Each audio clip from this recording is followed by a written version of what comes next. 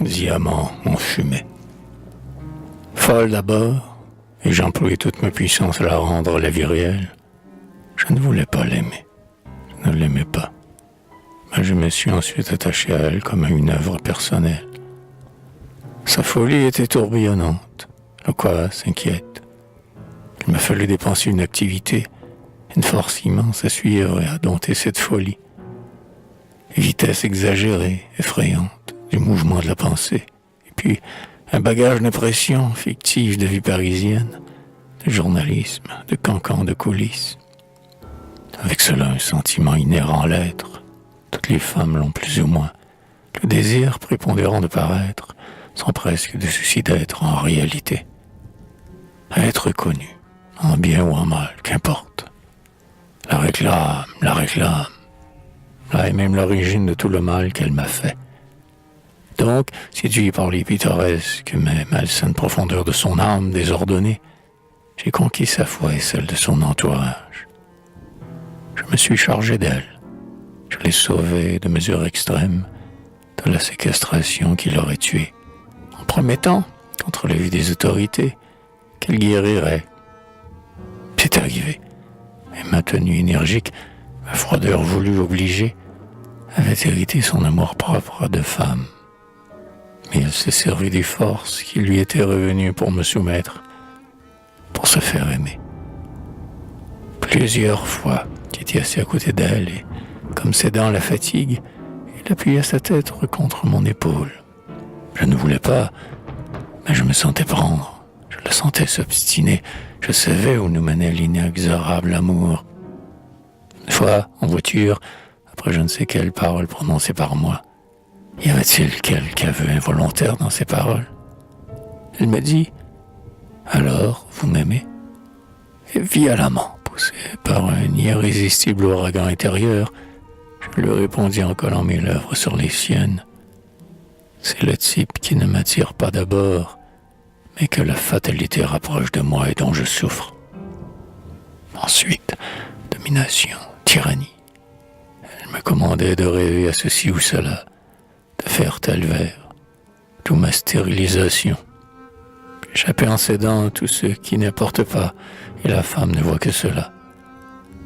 Et puis, m'obsédant des citations à propos de chaque parole, de chaque caresse. Je l'aimais pourtant, car j'avais réussi à réveiller chez elle un ravissant fond de nature, masqué par tout ce plâtrage de fiction. J'y avais réussi en me faisant naïf et primitif. Il paraît que je le suis réellement, en m'obstinant à ne voir en elle que la Vierge éternelle, la fleur intacte. J'ai mal fait, peut-être. J'en savais assez pour ne pas croire à cette pureté, mais je n'ai pas de regrets. Mon rêve l'avait transformée et embellie en fait. Ma naïveté la charmait, et ne voulant pas la troubler, elle se mettait à l'unisson.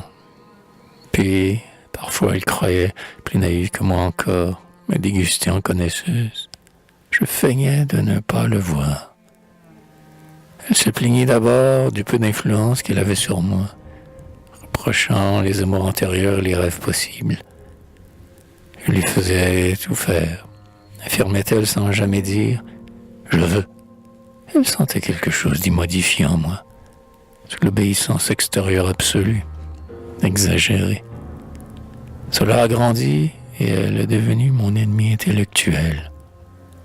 Mais l'âme et le corps, sinon l'esprit, étaient à moi. Pénible période, cependant. Je rêvais par instant l'éloignement et la liberté. Mais nos âmes étaient et seront toujours d'accord.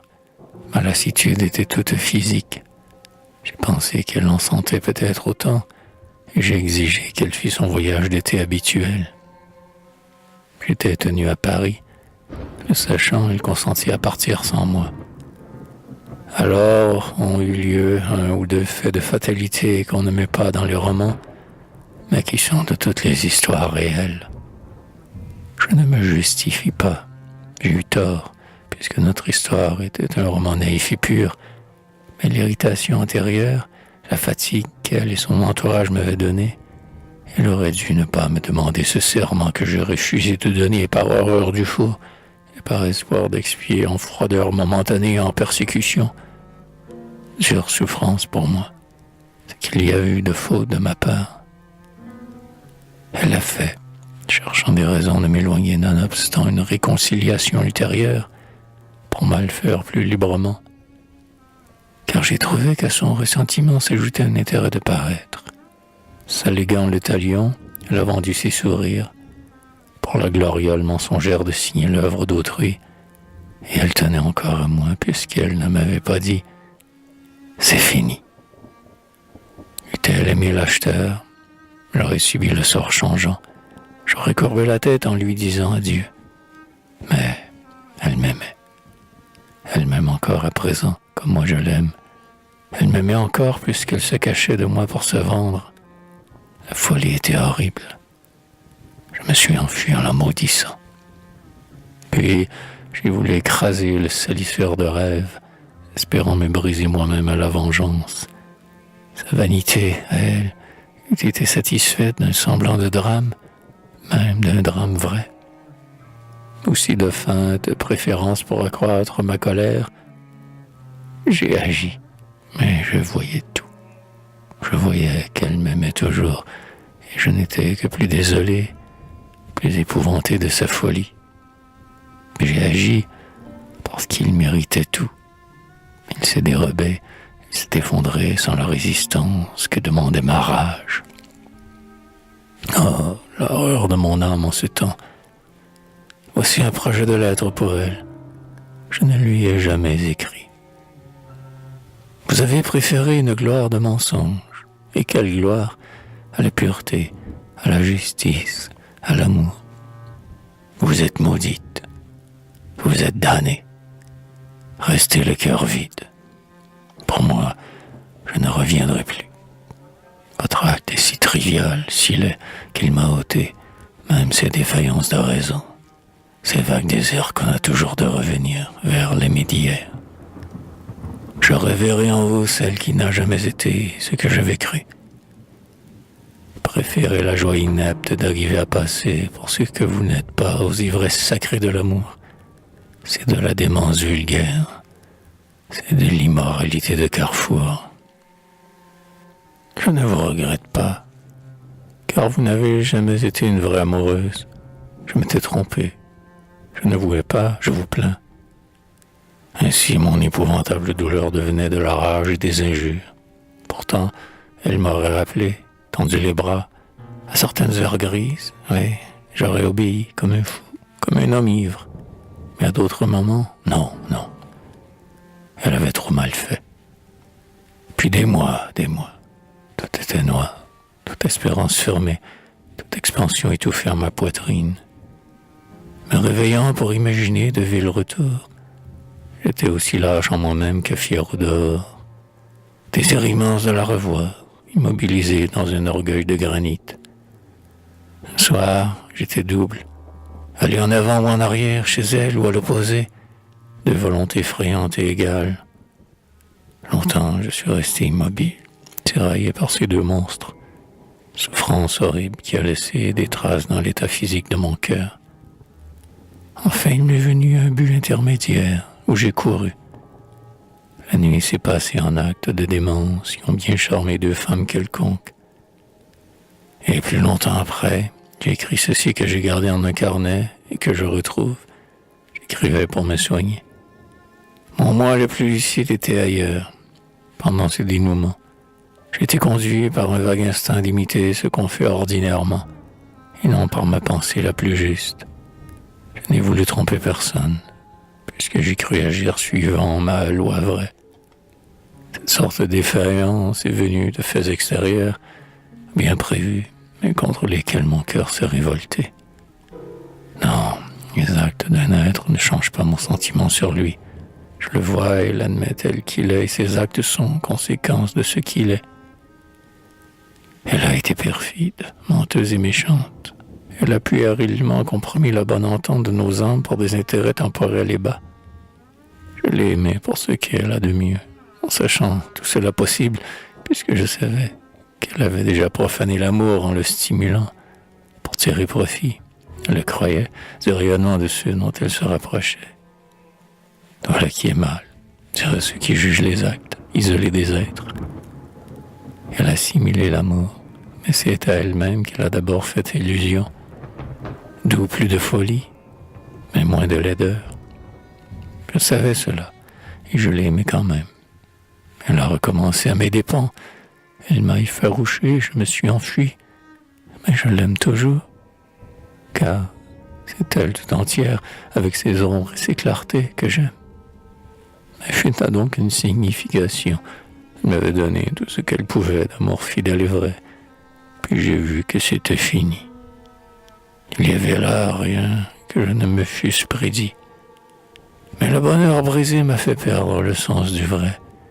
Puisqu'il y a eu du reproche et de la colère dans ma fuite, heureusement qu'il n'y a eu que cela. J'aurais peur de me retrouver en des jours pareils. Pourquoi est-ce que je l'aime tant? Ce n'est pas une brillante maîtresse, puisque les nuits folles, les voluptueux abandons lui font peur, puisqu'il n'est pas complètement femme. Est-ce l'état de vierge éternelle, de statue attirante, que les souillures des sept syriaques ne pénètrent pas? Elle disait pourtant détester mes rêves, mes œuvres, mes amis. À moi, tout ce qu'elle poursuivait paraissait puéril et vide ou malsain. Son type n'est pas de ceux dont je subis le charme immédiat. On m'a dit qu'elle n'était pas belle. Son visage est défraîchi par les soucis mondains, les fatigues de solliciteuse, les cosmétiques mal habilement employés. Ses lèvres sont fanées et gercées par les fièvres folles. Et la plupart des choses qu'elle fait et dit m'ont toujours irrité à n'y pas tenir, puisque ce sont autant de représentations, de redites de ce qu'elle a lu dans les volumes loués, vus au théâtre, ou chez les gens connus où sa vanité la fait courir sans choix. Donc, peu de volupté entre nous, souvent des querelles, mais à de délicieux instants, nous nous regardions dans les yeux, contemplant nos âmes. Au commencement, elle a eu tort de me faire quitter ma maîtresse. À la fin, j'ai eu tort en me montrant jaloux de sa chair. Mais l'indépendance en cela n'est qu'un rêve. Maintenant, la situation est triste, très triste, sans compter les souffrances effroyables que j'ai subies depuis les derniers jours, jusqu'à un temps qui n'est pas loin. Chaque fois que nous nous voyons, nous sommes dans un douloureux mensonge. Mais elle vit avec les indifférents, parle gaiement de toutes choses de celui-ci, de celui-là. Moi, je fais de même. Je tâche de secouer ma stupeur en prenant pour objectif d'agitation et de gaieté telle femme que je ne devrais même pas voir devant elle. Mais comme nous avons été l'un à l'autre, c'est très rarement et d'une manière gênée que nous nous parlons. Notre voix prend de fausses âcretés, car le ton naturel en laisserait sentir le tremblement. Tout cela est bien pénible et je n'en vois pas la fin. J'aime son âme et je suis sûr qu'elle aime la mienne. J'ai rêvé des transactions folles à lui proposer. Je voudrais qu'elle fût ma sœur, car je n'aurais d'autre désir que de la voir souvent, de regarder dans le fond de ses yeux, sans qu'il puisse y avoir aucune raison de trouble entre nous. J'ai pensé, pourquoi nos attitudes menteuses?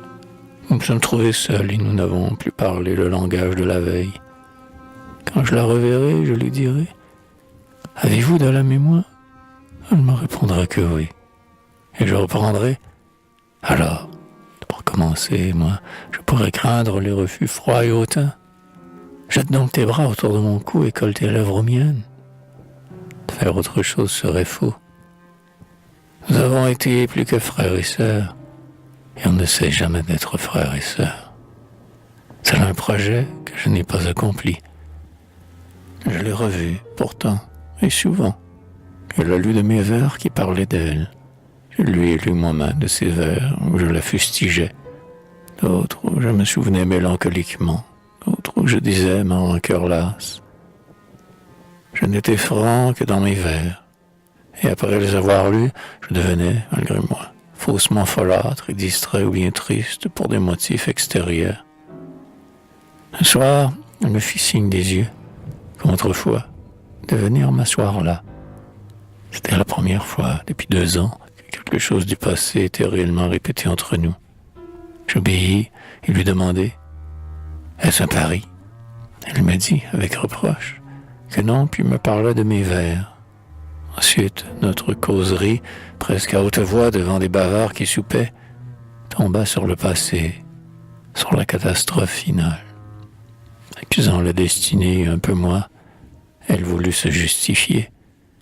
Pourquoi vous défendre? Puisque je reviens ici, je n'ai pas de mépris que vous ayez à effacer. Elle continuait. Mais moi, non, vous avez mal fait. Si je méritais cela, il fallait me notifier l'arrêt avant de l'exécuter. Elle continuait encore et moi, toujours. Je ne vous reproche rien. Je vous ai aimé avec votre perversité. Je ne voudrais pas vous changer. Mais vous avez mal fait. Et puis, il n'a plus ni parole, ni regard méchant contre moi. Je crois que nous rêvons tous deux de recommencer autrefois, mais sans de décision pour que cela ait jamais lieu.